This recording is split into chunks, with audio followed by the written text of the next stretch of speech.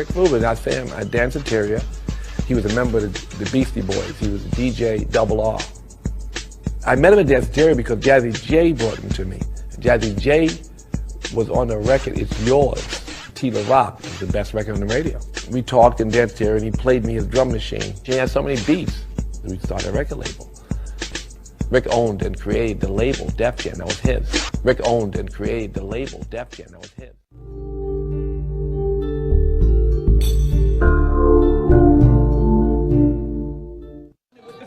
Anybody kill off, anybody skrill off, anybody out there know anybody real off, any motherfucker make you may have to rewrite the third verse after this because you just took it, the whole song just went like this.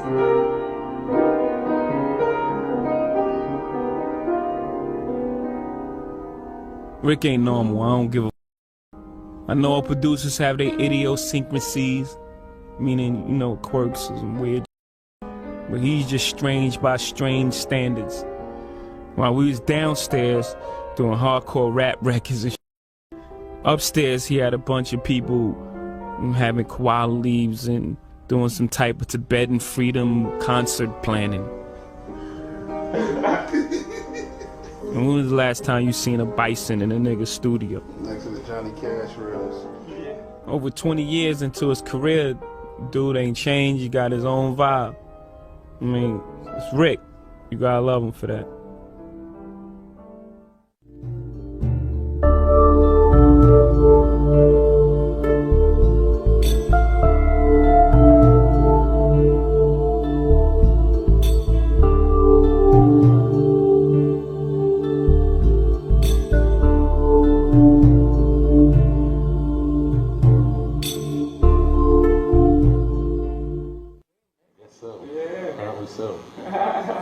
All these records I used to listen to, these guys are the creators of it, the architects of what we do right now.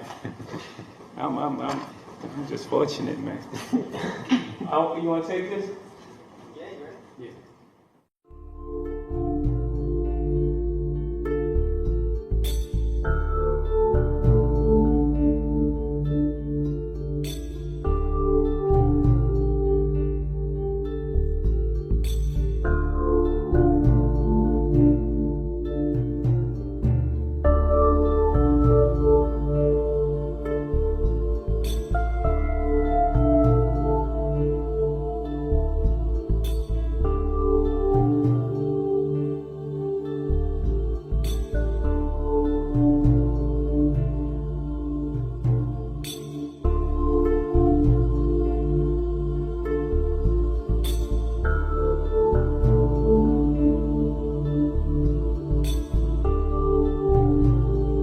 A super secret organization like the CIA is going to have secrets, but this sounded too bizarre to be true.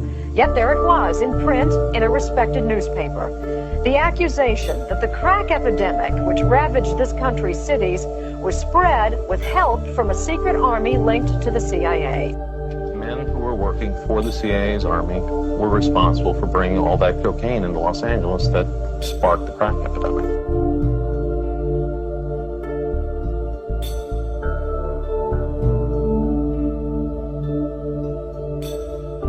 Crack use spread like wildfire in the early 1980s.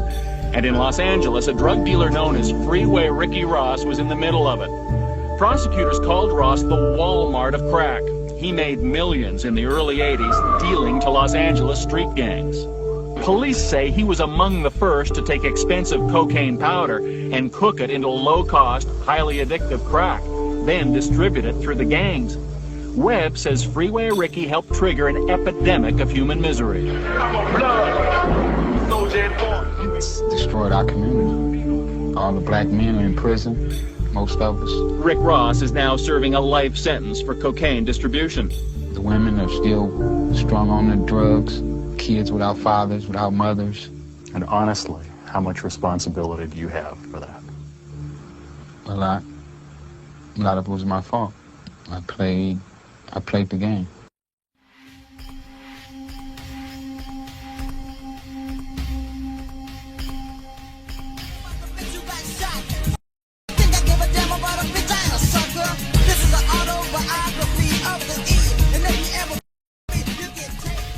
the ratio of gangbangers to civilians was minuscule in the early 70s and early 80s, late 70s, early 80s. Okay, right after NWA. Now I've been in the club business all this time, and I stopped making records. Went back to my second career, which is nightclub owner. What happened was NWA and gangster rap made gangster lifestyle cool. So the ratio started to change. Everybody was a gangbanger. Used to be 5% gangbanger. Everybody became a gangbanger. So now you got 95% gangsters, or 90% gangsters, and 10% civilians. And when that happened, everything went crazy, because now theaters, clubs, parking lots, the park, everything is a war zone.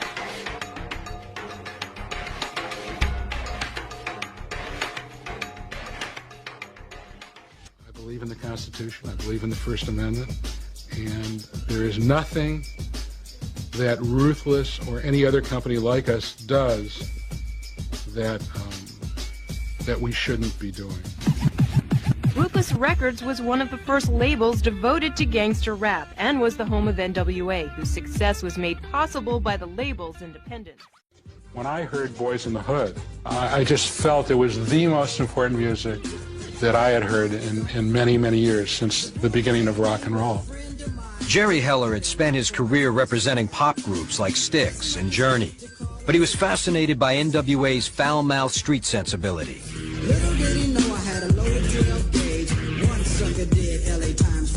Convinced he had found a diamond in the rough, Heller says he left his other clients and helped Eazy-E start up a label they called Ruthless Records. Nobody that I took the records to for the first 9 or 10 months ever thought that this would get any airplay. Ultimately, Heller persuaded Priority Records to distribute NWA's first LP, Straight Outta Compton.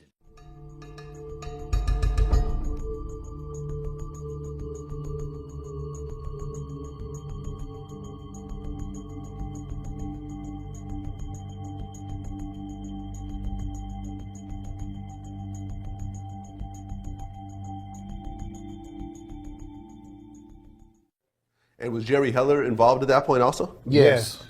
He was, Okay, but what a lot of people don't know is, like, we came in a transition point of Ruthless Records, because Eazy-E had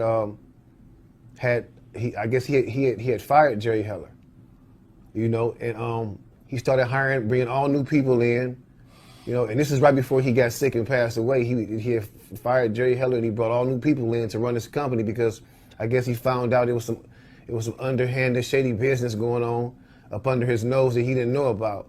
We were even there, the same secretary that had Eazy call us back. We went to the office one day to pick up some money, and, you know, she was like, y'all wait right here, because Jerry is not so happy in the office right now. You know, and she was like, y'all just wait right here, because you know Eazy just fired him. Right. And we was like, damn. So yeah, it was going down. It was Allegedly died of AIDS. Well, no, he did. I think he that's died of AIDS. Yeah, it's confirmed. Allegedly. You think it was something else? This might be alleged. Yeah. The way he picked the but I ain't getting into that right now, Jay. Oh. I got my own theories, you know what I mean? Me too. But What? I've never heard these theories before. I thought it was just, well, I mean, it was crazy though, because we was hearing like these. It happened kind of fast, didn't it? I was kind of thinking, like, who the doctors did he go to? I think it was Jerry Heller's doctors that he went to, and he had just got fired. So I'm like, I don't know, but this don't even look, you know. Conspiracy. You know And then it's like you know, like you could. You know, we all seen people with full-blown AIDS, and when they're about to die, you know, they look like they have it and they're about to die. Now, you can have HIV and you can still look healthy, you know what I'm saying? But, and you don't even know you have it. Right. Dude had full-blown AIDS, and he looked like he regular. He was like, still had his weight, still cocky, still looking like a regular dude, and it just came about all of a sudden, you know what I'm saying? I mean, he was wrestling with Big Wish, you know what I'm saying, like going at it with Big Wish. So the dude was strong, cocky, man, really built like a little tank, you know what I mean? So you know, it's just theories, you know. Did you read Jerry Heller's biography that he wrote, or autobiography?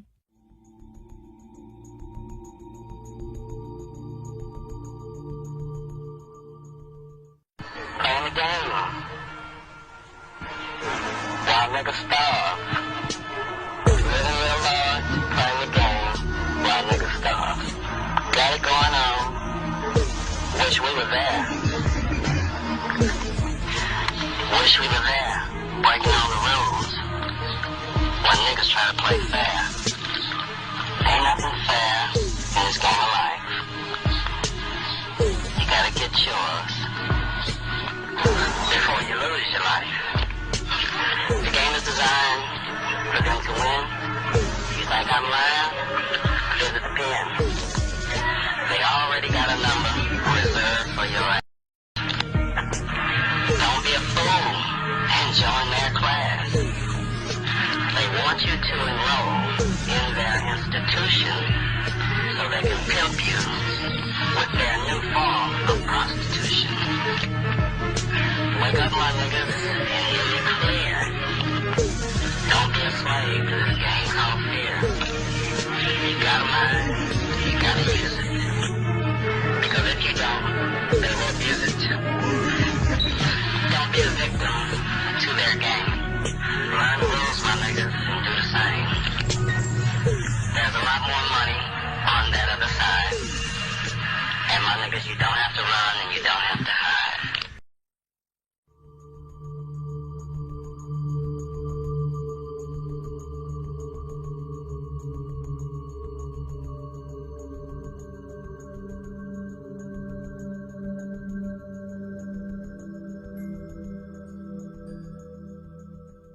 I believe that what they've done is they've taken hip-hop and they've made it glorious to be a drug dealer. You know, when I sold drugs, I hid. I didn't want anybody to know I sold drugs. But now they got these guys who've never sold drugs, technically. You know, one guy was a correctional officer who goes by the name of Rick Ross now. He took my whole identity, and the court said that he could do it.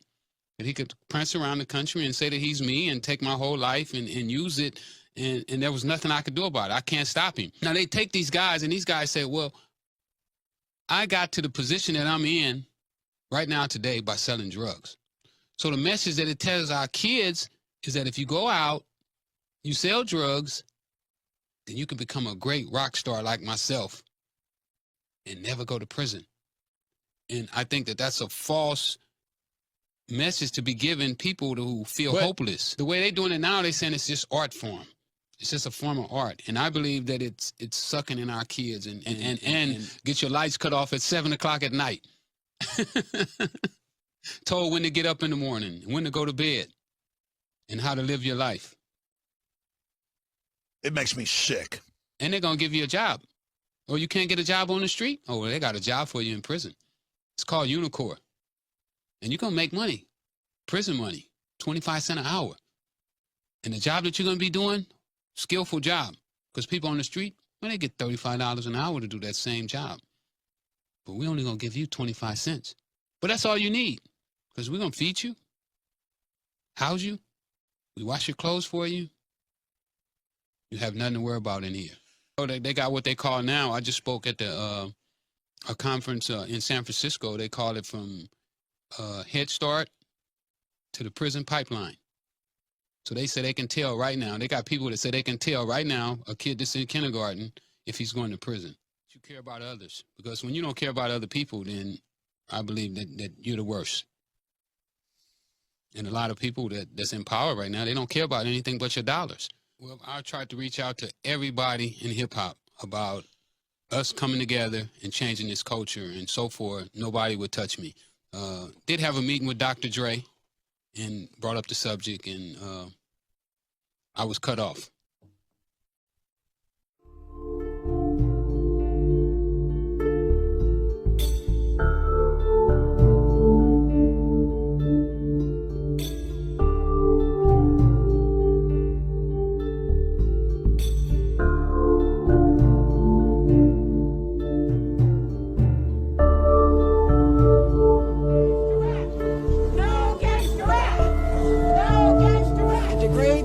It glorifies drugs, the culture of drugs, the culture of guns and rape. Tucker uncovered a trail which led from Death Row, the biggest name in gangster rap, to one of the largest corporations in America, Time Warner.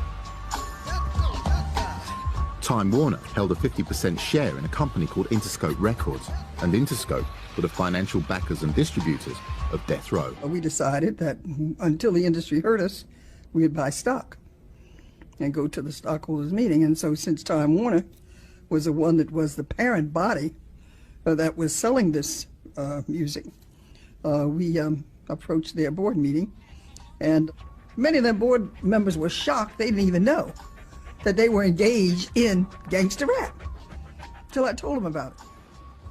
Never let anybody denigrate you with these stereotypical images that you fought for years to get rid of. And now you're going to have children come back and use the term nigger, use the name us, that, when we are super women, what we had to do to raise those children, and what we've had to go through in our struggle.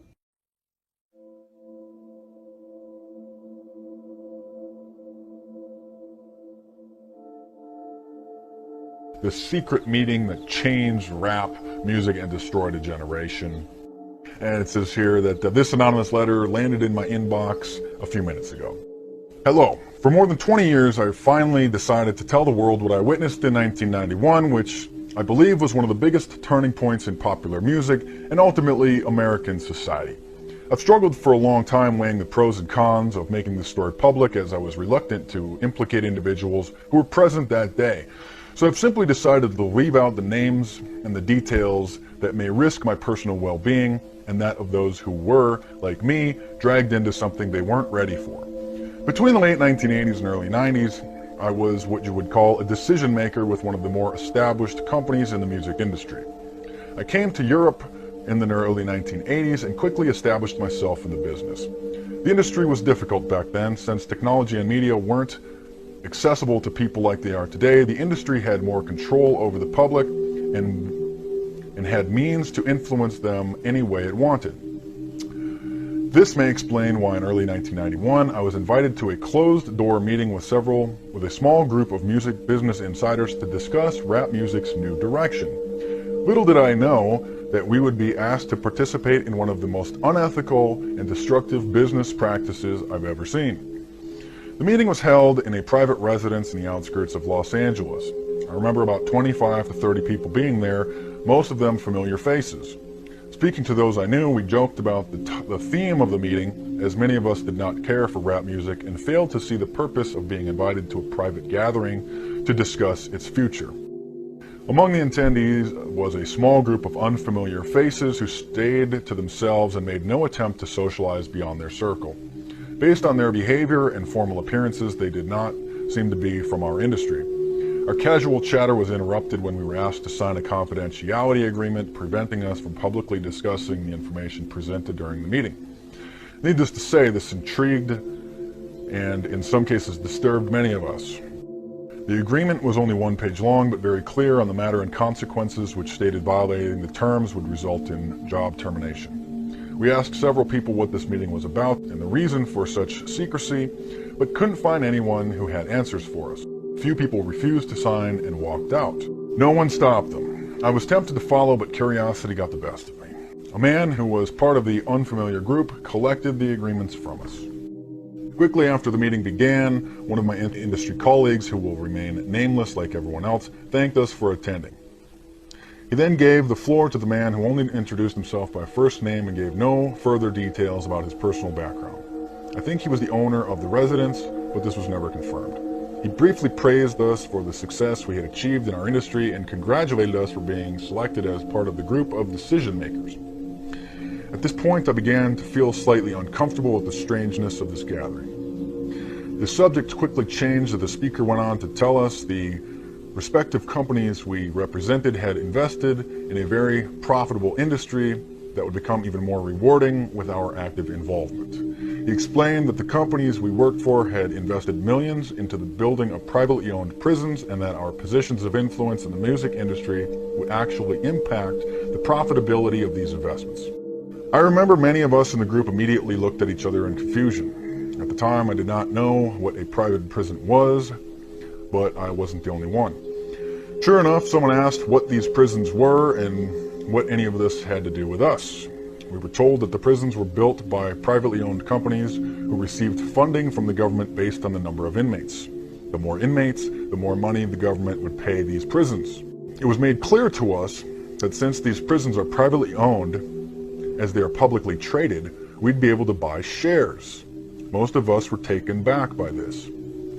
Again, a couple people asked what this had to do with us. At this point, my industry colleague who had first opened the meeting took the floor again and answered our questions. He told us that since our employers had become silent investors in this prison business, it was now their interest to make sure these prisons remained filled. Our job was to help make this happen by marketing music which promotes criminal behavior, rap music being of choice. He assured us that this would be a great situation for us because rap music was becoming an increasingly profitable market for our companies, and as employees, we'd be able to buy personal stocks in these prisons. Immediate silence came over the room. You could have heard a pin drop. I remember looking around to make sure that I wasn't dreaming and saw half the people with dropped jaws. My daze was interrupted when someone shouted, "Is this an effing joke?" At this point, things became chaotic. Two of the men who were part of the unfamiliar group grabbed the man who shouted and attempted to remove him from the house. A few of us, myself included, tried to intervene. One of them pulled a gun and we all backed off. They separated us from the crowd and all four of us were escorted outside. My industry colleague who had opened the meeting earlier hurried out to meet us and reminded us that we had signed an agreement and would suffer the consequences about speaking publicly with those or even with those who attended the meeting. I asked him why I was involved with something so corrupt, and he said it was bigger than the music business and nothing we'd want to challenge without risking consequences. We all protested as he walked back into the house. I remember word for word the last thing he said, "It's out of my hands now. Remember, you signed the agreement." He then closed the door behind him. The men rushed us to our cars and actually watched until we drove off. A million things were going through my mind as I drove away, and I eventually decided to pull over and park on the side of the street in order to collect my thoughts. I replayed everything in my mind repeatedly, and it seemed very surreal to me. I was angry at myself for not having taken a more active role in questioning what had been presented to us. I'd like to believe the shock of it all is what suspended my better nature. After what seemed like an eternity, I was able to calm myself enough to make it home. I didn't talk to call anyone that night. The next day, back at the office, I was visibly out of it, but blamed it on being under the weather. No one else in my department had been invited to the meeting. I felt a sense of guilt for not being able to share what I had witnessed. I thought about contacting the three others who were kicked out of the house, but I didn't remember their names and thought tracking them down would probably bring unwanted attention. I considered speaking out publicly at the risk of losing my job, but I realized I'd probably be jeopardizing more than my job, and I wasn't willing to risk anything happening to my family. I thought about those men with the guns and wondered who were they. I had been told they were bigger, this was bigger than the music business, and all I could do was let my imagination run free. There were no answers and no one I could talk to. I tried to do a little bit of research on private prisons, but didn't uncover anything about the music business's involvement. However, the information I did find confirmed how dangerous this prison business really is. Days turned into weeks, weeks turned into months. Eventually, it was as if the meeting had never taken place. It all seemed surreal. I became more reclusive and stopped going to any industry events unless professionally obligated to. On 2 occasions, I found myself attending the same function as my former colleague. Both times, our eyes met, but nothing more was exchanged.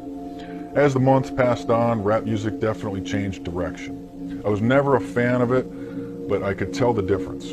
Rap acts that talked about politics or harmless fun were quickly fading away as gangster rap started dominating the airwaves. Only a few months had passed since the meeting, but I suspected that the ideas presented that day had been successfully implemented.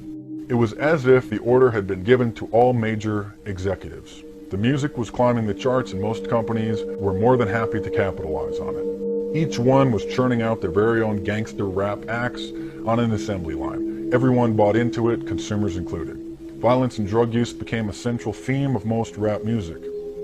I spoke to my fellow peers in the industry to get their opinion on the new trend and was told repeatedly that it was about supply and demand. Sadly, many of them expressed that the music reinforced their prejudices of minorities. I officially quit the music business in 1993, but my heart had already left months earlier. I broke ties with the majority of my peers and removed myself from this thing I once loved. I took some time off, returned to Europe for a few years, settled out of state, and lived a quiet life away from the world of entertainment. As the years passed, I managed to keep my secret, fearful of sharing it with the wrong person, but also a little ashamed of not having had the balls to blow the whistle. But as rap got worse, my guilt grew. Fortunately, in the late 1990s, having the internet as a resource which wasn't at my disposal in the early days made it easier for me to investigate what is now labeled the prison industrial complex. Now that I have a greater understanding of how the private prisons operate, things make much more sense than they ever have. I see how the criminalization of rap music plays a big part in promoting racial stereotypes and misguided so many impressionable young minds into adopting these glorified criminal behaviors which often lead to incarceration. 20 years of guilt is a heavy load, but the least I can do now is share my story, hoping that fans of rap music realize that they have been used for the past 2 decades. Although I plan on remaining anonymous for obvious reasons, my goal is to get this information out to as many people as possible. Please help me spread my word. Hopefully others who attended the meeting back in 1991 will be inspired by this to tell their own stories. Most importantly, if only one life is touched by my story, I pray it makes the weight of my guilt more tolerable. Thank you.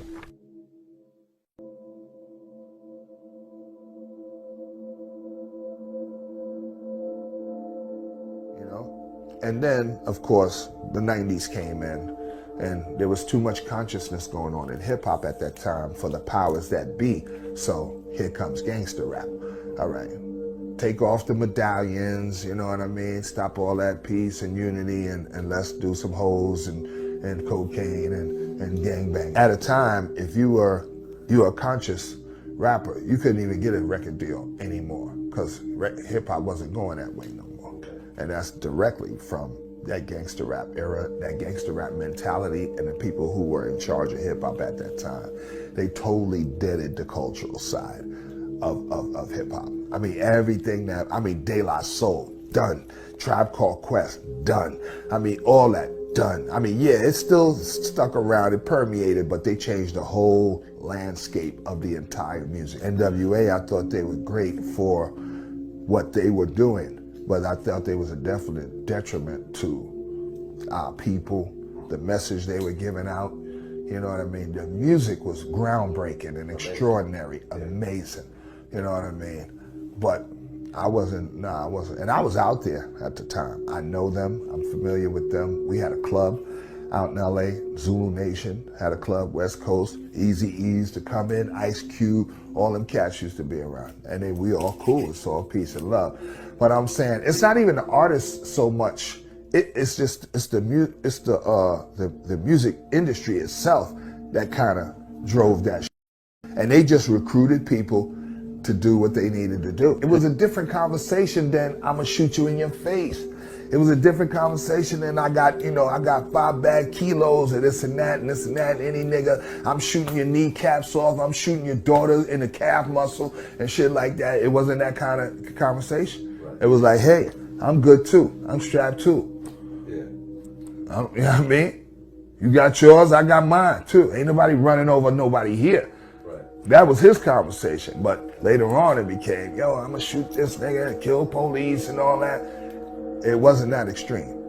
So that bothered you? Okay, yeah, that bothered me, definitely. I knew it wasn't good for hip hop. You know what I mean? It might be good for rap music. You know, crack was out back then, and they were trying to sell more crack. So and use the music industry to help do that too, and to permeate that throughout our society and our culture. What up, y'all? It is Devin with Up TV, and yes, I'm finally about to give y'all the truth about Jay-Z and his new album 444.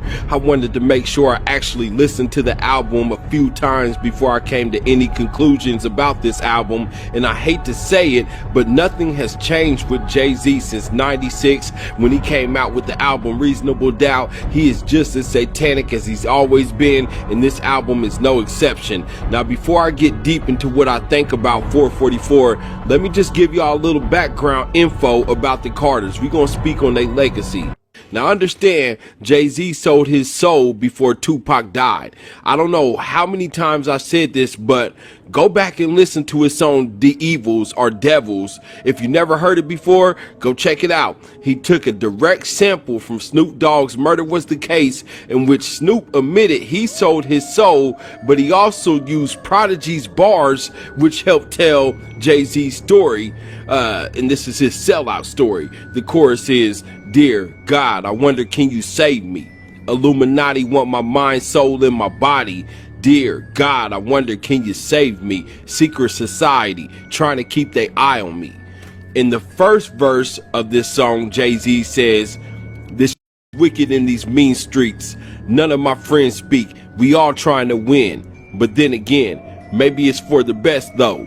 Cause when they're saying too much, you know they're trying to get you touched." Now, you could take these lines and say that he's referring to somebody snitching by saying too much, but when I read these lines, I feel like he's referring to Tupac and Death Row. Understand, at this time, Pac wasn't cool with Snoop or Dre. Everybody from Death Row went their own separate ways, and Pac was saying too much about the Illuminati with his whole Illuminati movement he was starting. So he was calling out everybody. He called out Biggie, he called Biggie the Notorious P.I.G. Jay-Z was Gay-Z. He was getting at everybody. So they got him touched. They had Pac killed. I told you you can't trust these niggas. Now Puffy done killed Tupac, man. I told you you can't trust these niggas. Now Puffy done killed Tupac, man. Now continuing on, he says, whoever said illegal was the easy way out couldn't understand the mechanics and the workers of the underworld. Granted. Now, when you think of the underworld, what do you think of? I know in my mind, I instantly think of the devil or Hades. Before you try to go deep in this game, you better understand the mechanics and the workings of the underworld. Granted. What does he mean when he says granted? He says that because in order to be a part of the underworld and make millions and live a life as a superstar, you have to be granted that by the devil by selling your soul. What's up right now? Hollywood used for spells, or Holly Tree used for spells. The sorcerers and witchcraft, people who did witchcraft, would take Hollywood specifically from the Holly Tree and use it to manifest or conjure spirits in order to aid them for things that they want in this world. Specifically, material gain was one of the things that were being ritual and manifested. So these entities, in return for helping these people, Masons, Illuminati, and all of these crazy ass white people who do this shit, these entities would bargain you.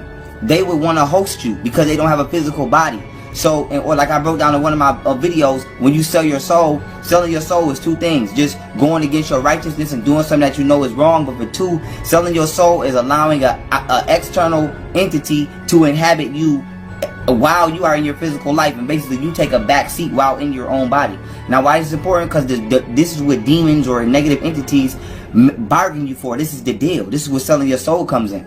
So a lot of people in Hollywood had to do three things. If you're a female, you gotta basically get a train ran on you, and you gotta just get violated, straight like that. If you're a man, depending on the type of man, they're gonna come at you different. So like if you're a gangster rapper, you're somebody like Young Jeezy, they're not really gonna ask you nothing gay because they know you're not gonna do it. So they might tell you to sacrifice somebody you love.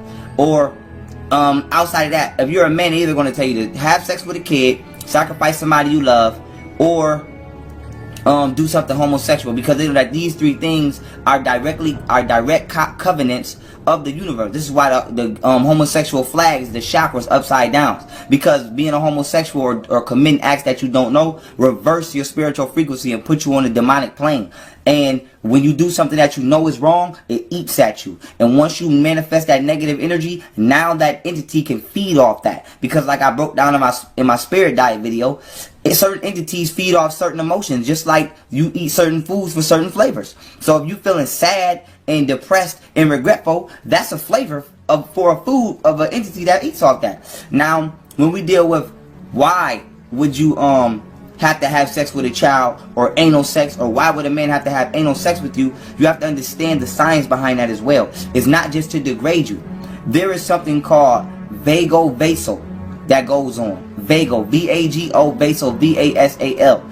There's a process called vagovasal when you have anal sex with a child. What this is the pain from the child basically at his anus, tailbone, shoots up. There's an electrical surge that shoots up the spine, and it explodes in the brain, and it actually causes the brain to split and give the child a separate personality. And this is why kids who get molested tend to always be zoned out or out of this world.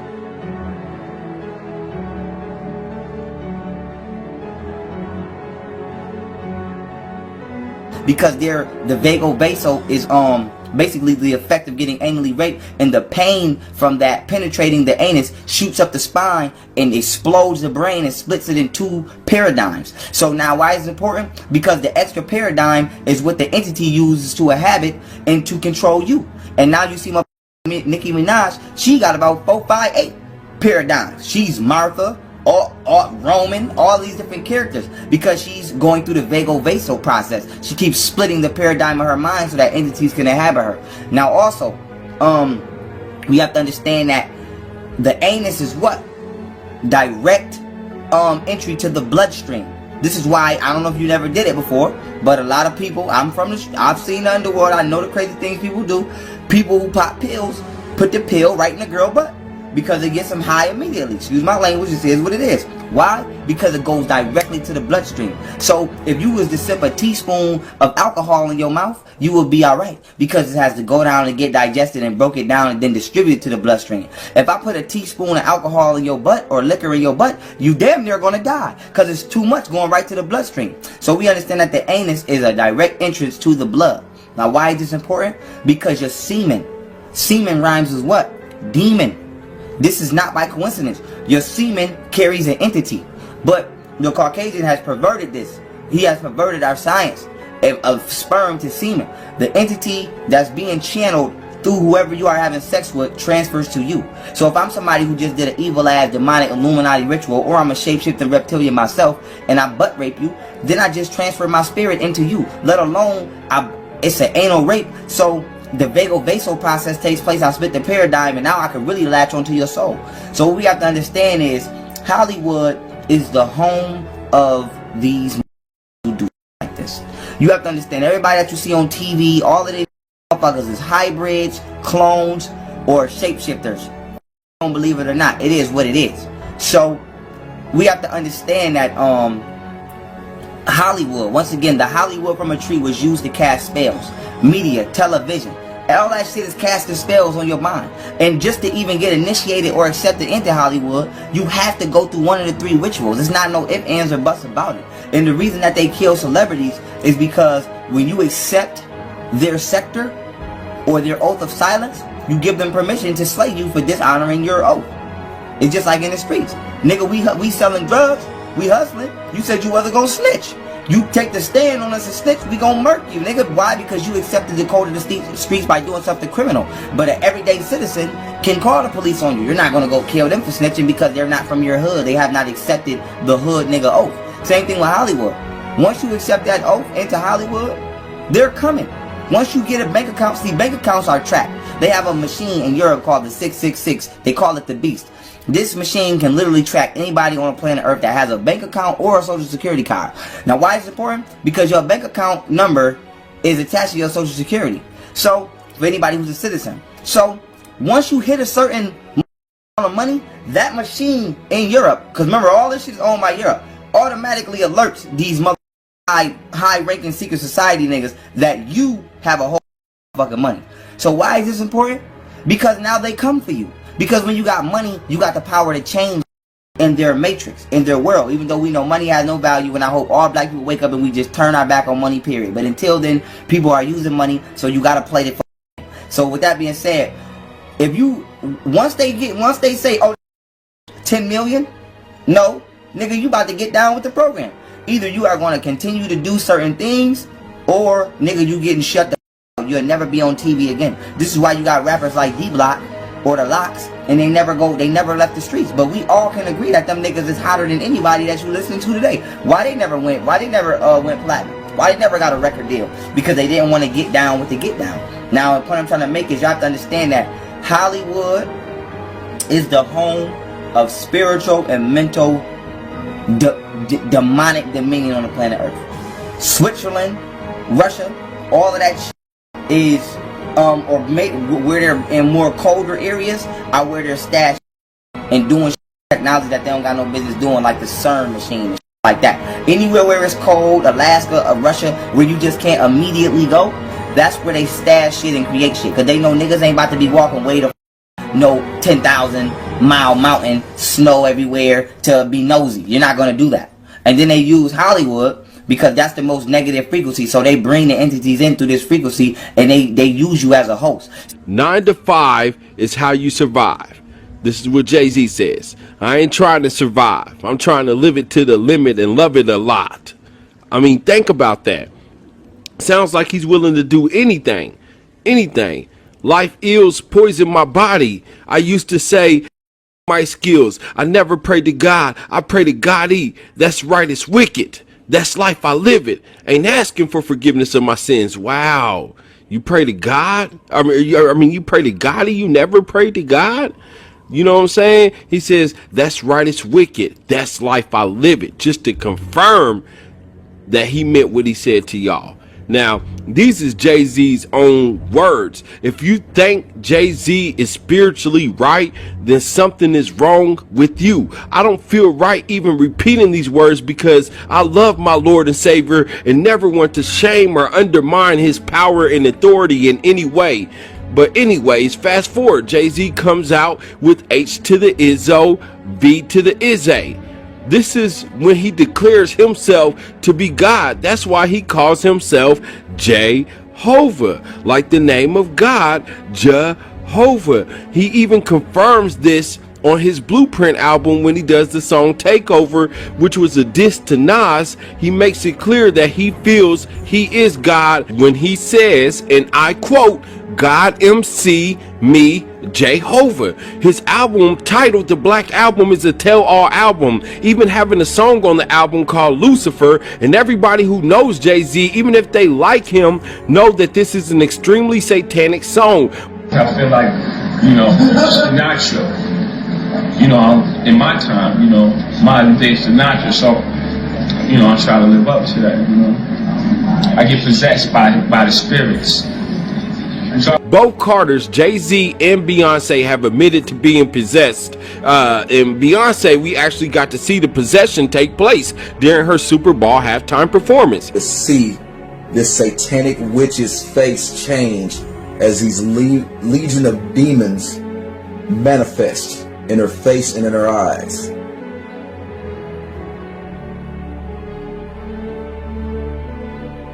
So what I'm going to do is I'm going to move it along slowly. You'll see the evil, demonic expressions in her face, as well as her eyes change pitch black, like black marbles.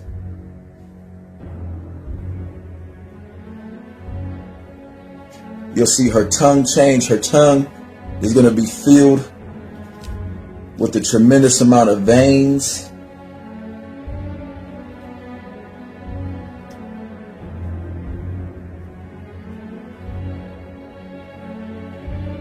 Pay close attention.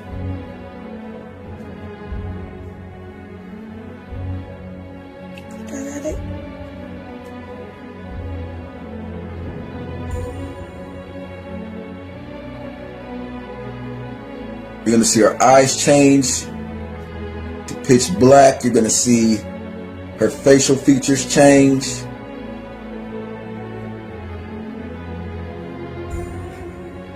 Look at her neck. It's going to look like something is coming out of her neck or coming into her neck. It's very, very satanic and very disgusting looking.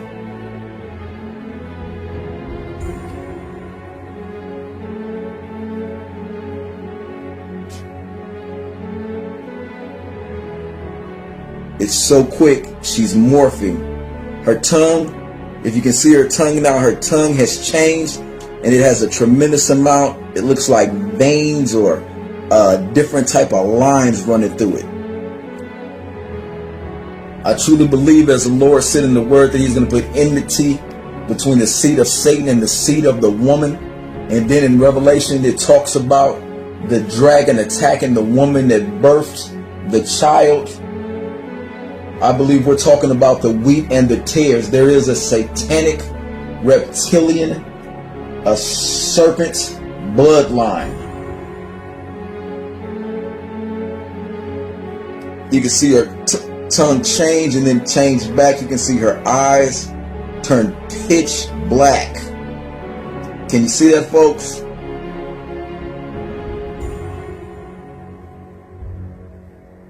Beyonce has officially left the building.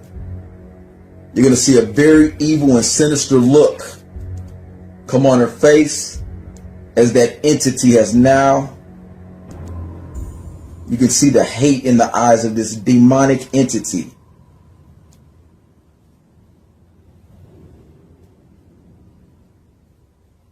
Folks, this is not a joke. Millions of children, millions of young girls worship and idolize this demonic satanic witch. She is nothing more than a child molester, as all Satanists are. She's a child murderer. Her music is to destroy the souls of as many people as she can. And there are so-called Christians that allow their daughters, their sons, to listen to this music.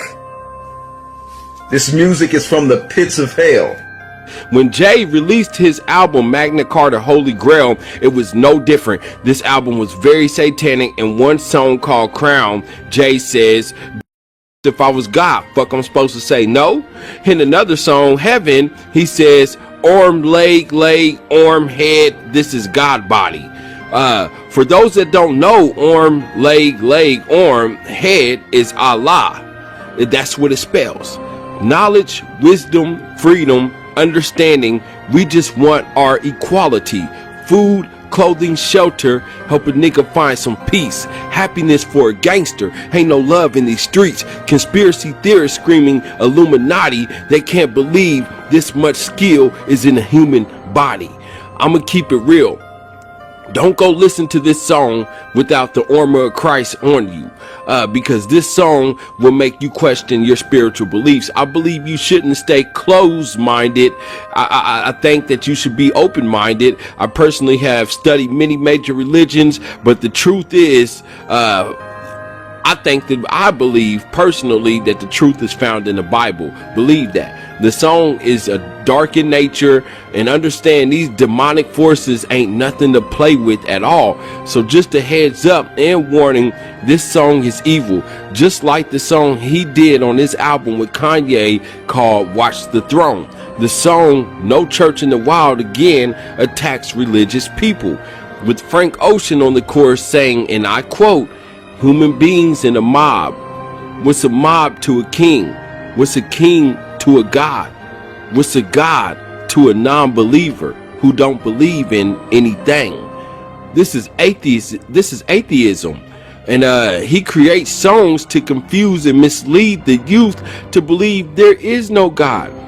Everybody has seen the shirt Jay-Z with the quote saying, "Do what thy will." This was written by Aleister Crowley, the creator of the Satanic Church. Do what thou wilt shall be the whole of the law is an ethical code that has seeped into our culture, infiltrating Hollywood circles and spanning to the highest tiers of our power structure. It's known as the Law of Thelema, found in the writings of Aleister Crowley. And while some have labeled Crowley the wickedest man in the world, others have affectionately dubbed him the most notorious occult magician of the 20th century. So who was Crowley, and does he really deserve the title of the wickedest man in the world? Or was he just a spoiled rich pervert with nothing else to do? Well, hopefully at the end of this 5-minute video, you'll be able to tell me. Aleister Crowley's real name is Edward Alexander Crowley, and he grew up in England with evangelical Christian parents, even attending a Christian boarding school growing up. Crowley's life did a 180 when his father died of cancer. His father's death marks the start of Crowley's dysfunction, accented by a growing hatred of his mother and the church, which spiraled into destructive behavior, drug abuse, and an obsession with sex. From the diaries of Aleister Crowley, he recalled this period of his life and his resentment of the church as this: "I wanted sin, a supreme spiritual sin, but hadn't the slightest idea how to go about it." So Crowley separated himself from his pious start, publishing his erotic and lewd poetry while at Cambridge, documenting his rapidly growing obsession with promiscuity. There at Cambridge, his interest in magic, secret societies, and the occult ignited, and thus his desire to become a black magician manifested, which became the driving force propelling him throughout the rest of his life. The Golden Dawn, a secret society of literary and other notable figures, wasn't enough for Crowley. He craved a darker variety of magic, and practicing dangerous rituals with risks of setting loose evil spirits sort of satiated his hunger. But he wanted more sin, more power, at whatever cost. Crowley joined covens but never stayed in them due to his lack of respect for the practices of the coven, as well as his homosexual inclinations. He also became a high-ranking Freemason, holding membership at several lodges and gaining several Masonic degrees. On his honeymoon, Crowley and his wife visited Egypt. His wife was said to have encountered a deity or a spirit or a demon on their honeymoon during a ritual they did. When Crowley prompted her to reveal what spirit she encountered, she showed him an exhibit at a museum in Cairo. The exhibit's number? 666, the number of the beast in the Book of Revelation. And despite his well-published and documented dabbling, or really submersion into the occult, he was hired by British intelligence as an agent. He even played a major role in the plot to overthrow the government of Spain.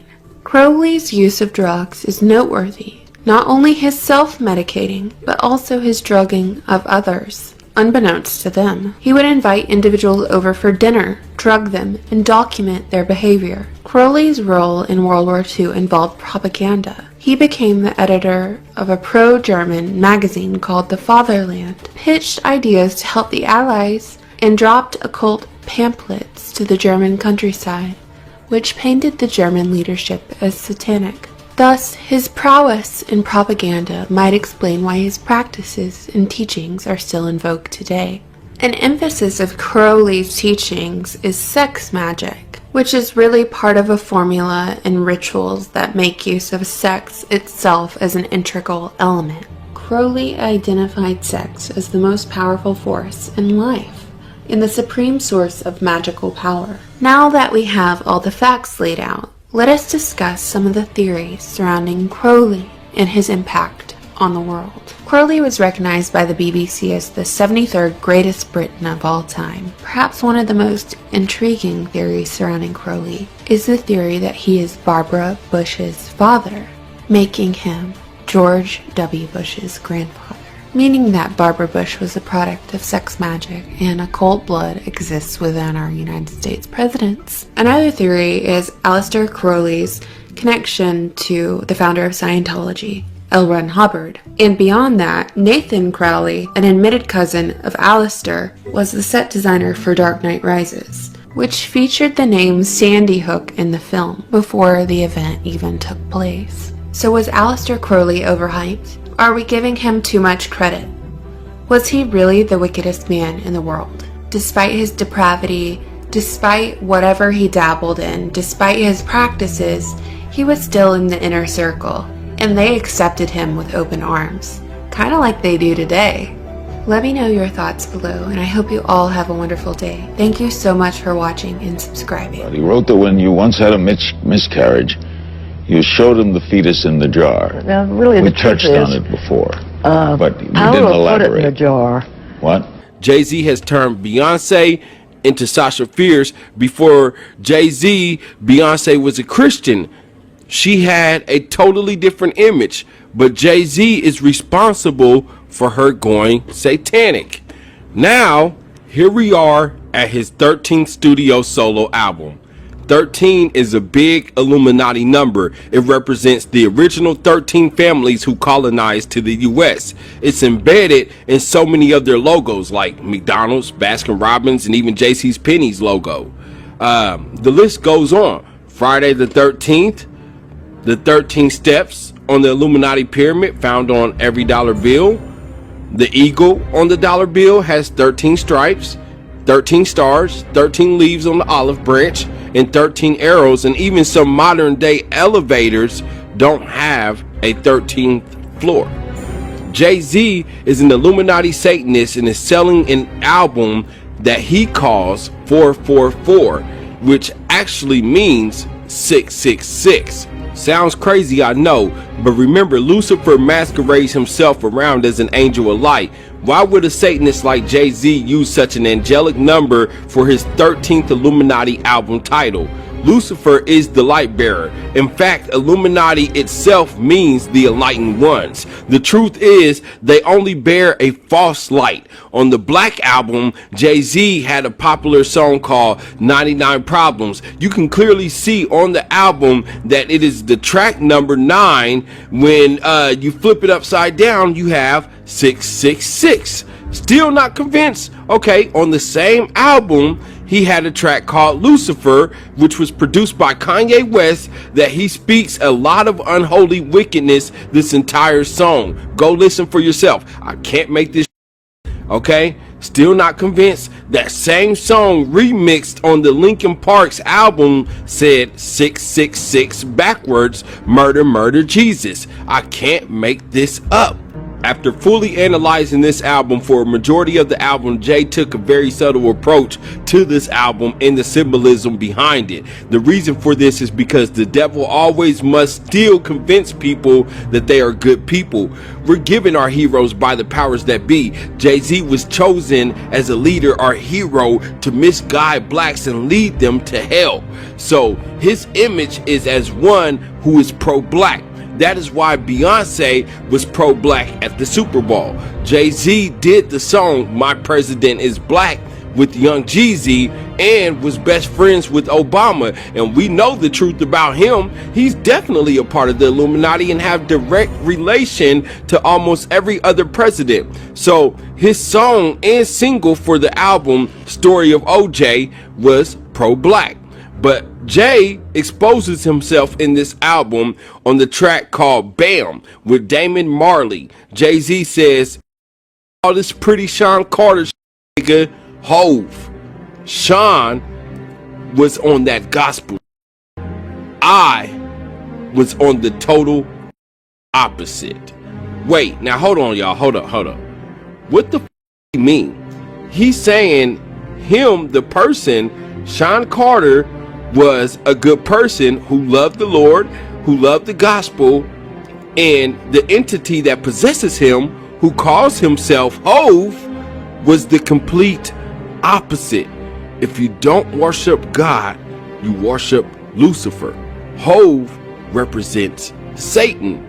So when he said, oh, we gonna reach a Billy first, I told my wife the spiritual really worked. Alhamdulillah, I run through them all. He wasn't talking about the one true Jehovah or Allah, whatever you call him. He's talking about Satan, that the spiritual talking about is the Illuminati rituals. Listen to their music, see them in concert. Alhamdulillah means praise be to God, but his God ain't your God. His God is Satan. Also, take note that this album will have 13 songs, but so far only 10 have been released. I'm eager to hear what Jay has to say on the last song, the 13th song, but already the title looks satanic in nature. It will be called Many-Faced God. Just do a Google search on this. Here's what I found. The Many-Faced God, alternatively known as the God of Death, is a deity worshipped by the mysterious cult of assassins known as the Faceless Man, who are headquartered in the free city of Bravos, and they believe that through their assassinations they do his work.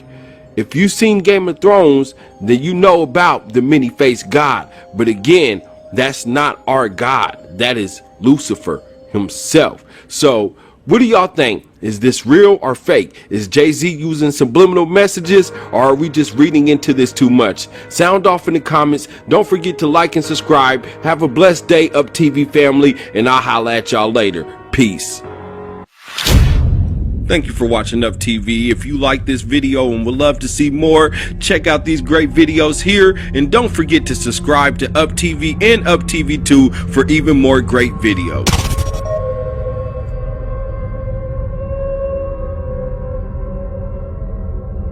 3-6 Mafia came out, basically the first rap group to talk about the devil, essentially. 3-6, 666 is, you know, the mark of the beast, right? Right. Now, you fast forward 2021, and the gay rapper Lil Nas X makes a music video where he actually goes to hell, and he gives Satan a lap dance. I saw it. And then he put out some shoes with a pentagram on it with human blood in it and all that type of stuff. So you being a 3-6 Mafia guy that's dealt with all that type of satanic type imagery and so forth, what do you think about that video and what he's doing? Hey, man, the devil, when I met him, and I hate to say I met him, but when I met him, it wasn't what Nas showed us. It was the illusion, or the I would say illusion of he was a friend more than he was that dude that Nas showed us. You get what I'm saying? The devil would come in my business partner form, or come in your form. He would never come in his raw form to a person, period. You get what I'm saying? He always gonna come looking like somebody else, talking like somebody else, acting like somebody else. For Nas to do that, I don't know, Paul, let me shut up. Paul might don't want me saying this. Let me shut up. Let me just shut up. I don't know. This devil I mean, we did that. You know what I'm saying? We did that for real. Ain't no way you gonna be able to say 666 Mafia, 666, or none of that shit without actually meeting the man. You get what I'm saying? And we can act like we haven't all our lives. And I'm gonna be the bullshit and tell y'all the truth. Ain't no way in hell the devil came the way Nas said, and it worked that way. It's only gonna work the way that he feel like it need to work. I believe in the Lord a lot. I'm rolling with the Lord. I am one of the Lord's workers. But I also was able to walk in the devil's den without selling my soul. Y'all know I got shot in Vegas. I was in the room that Tupac died in.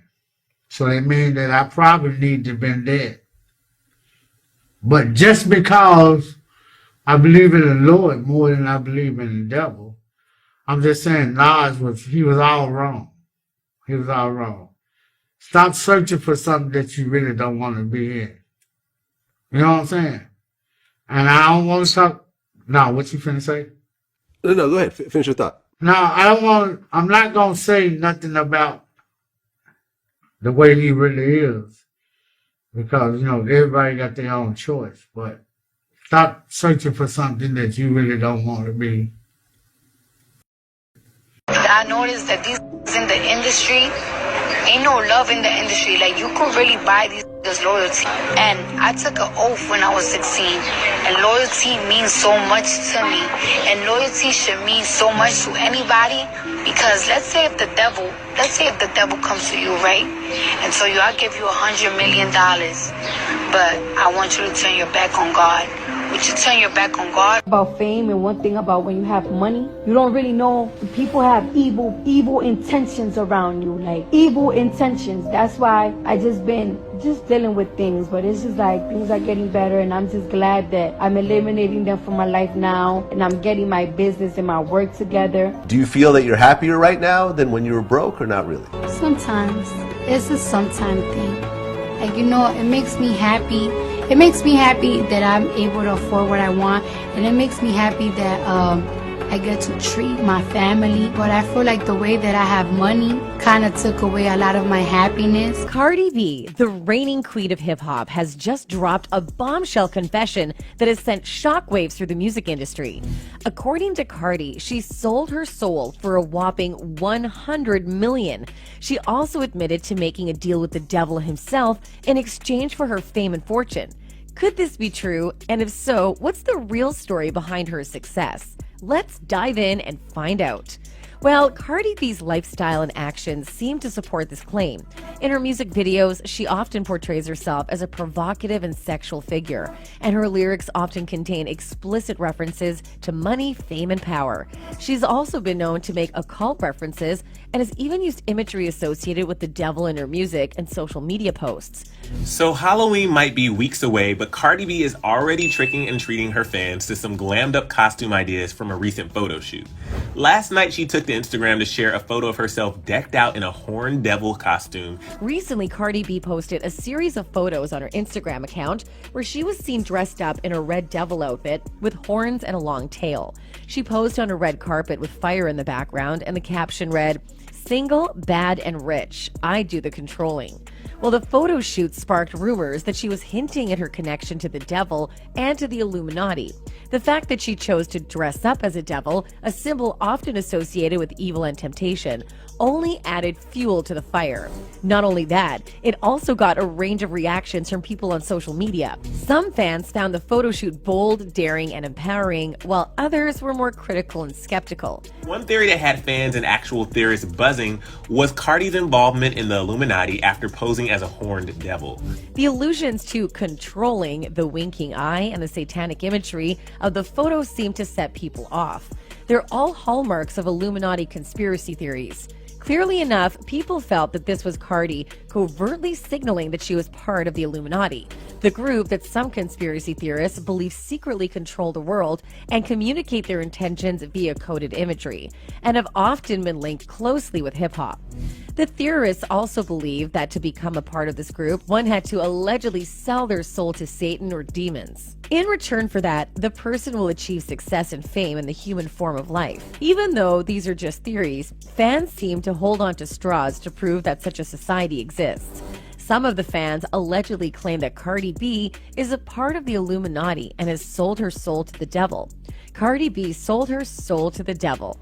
Others also believe that she did this for money and fame, saying Cardi B sold her soul and her dignity for money and fame. Sad thing to see any woman degrade herself in such a nasty way for money. Another added, rapper Cardi B has no brain cells. Pretty sure she sold her soul to the devil. However, the singer, though, set the record straight to all the trolls alleging her of being an Illuminati and managed to put down the speculation once and for all. As you know, on social media platforms, Cardi B never steps back from voicing her views. The American rapper took to social media and posted another photo of herself in an angel costume, writing, "Stop with the Illuminati shit. It was just costumes for a TikTok video. Damn." She followed up in the comments, "I will never join anything. I would rather die broke. Money can't buy my faith in God." Well, it was quite a befitting reply for people that should stop the Illuminati conspiracy theories about her. On the other hand, most people were shocked when rapper Cardi B released her video for her new single, Money. While most fans supported the video, saying it solidified her as an icon, some accused the Bronx native of being in the Illuminati. Not only that, some claim that she joins the likes of Jay-Z and Beyonce, who have long been accused of being in the satanic cult. Let's take a look at Cardi B's video here. I've covered Cardi B, right? The Freemason symbolism always there. She comes out and tries to deflect. She actually even answers people who say she's Illuminati, and she's like, "I'm not Illuminati." Conspiracy theorists also claim the imagery in the video hinted toward being in the Illuminati, like the black and white pattern outfit she's wearing in the beginning, the design on her hands while she's playing the piano, and the trial makeup on one of the strippers. Triangles and contrasting shades like black and white are symbols that some associate with the secret society. Well, it's not the first time Cardi, whose birth name is Belcalis Almanzar, has been suspected of being in the secret society, though some netizens are convinced. Cardi denied that she was a part of the cult, taking her stance to Instagram to set the record straight. "I don't understand how you see artists every single day, like busting their ass. I bust my every single day, every day. But y'all want to blame the success on Mother Illuminati. You wear a checkered shirt, Illuminati. Triangle, Illuminati," she said at the time. The idea behind artists allegedly being in the Illuminati is that they sold their souls to the devil. So that's why they have success, fame, and riches. But Cardi, on the other hand, revealed that's not true. She's worked hard for everything she has, thanks God regularly for her accomplishments, and would never turn her back on him. "Do you know if I spend my money tomorrow, I ain't gonna have shit, eh? Do you know if I stop doing music, if I stop working tomorrow, if I am like, I don't want to work no more, my shit will go in the garbage," she said. "Shut the F up with this shit," the rapper said at the end of her 1-minute social media video. "I pray to God every single day for me to be where I'm at. So why, if I'm at where I'm at, that's when I'm gonna stop God?" Lastly, Cardi gave a clear message. F Satan, F you, and that dumbass shit. Get out of here with that. Fans are also raging on Cardi due to her demonic songs and selling her soul to the Illuminati. One of the Twitter users wrote, "Cardi B is a demon possessed with the spirit of Lilith. Her video shows her surrounded by serpents. She has sold her soul. She's a vessel of Satan performing his lies. She'll be judged for all the young ones she has led into sin. I hope she would be saved, repent, receive Jesus." Another came along. "Cardi B proves that Satan is real because she has to have sold her soul for fame. There's no other conceivable way she could have gotten famous." But in a total contrast, Cardi recently reveals that she doesn't want to sing songs that are demonic because they are destroying her. And now she just wants to live a normal life with her daughter. It's like these songs are activating like these demons that I killed. You know what I'm saying? Like, I don't want to be that girl anymore. Like I just want to be a mother. You know what I'm saying? Like, I don't want to be that old Cardi anymore. I left that lifestyle a long time ago, bro. Like, I don't want to be that anymore. Well, we don't know what's the real reason behind Cardi B's antics, but the one thing that everyone is sure of is that the Illuminati does exist. And if you don't know about the Illuminati is the name given to one or several groups of influential people whose goals were to oppose superstition, obscurantism, religious influence over public life, and abuses of state power. According to the conspiracy theorists, the Illuminati also control a lot of things in the world, as they are allegedly in high and influential positions. The conspiracy theorists believe the successful musicians like Beyonce, Jay-Z, Rihanna are part of this group.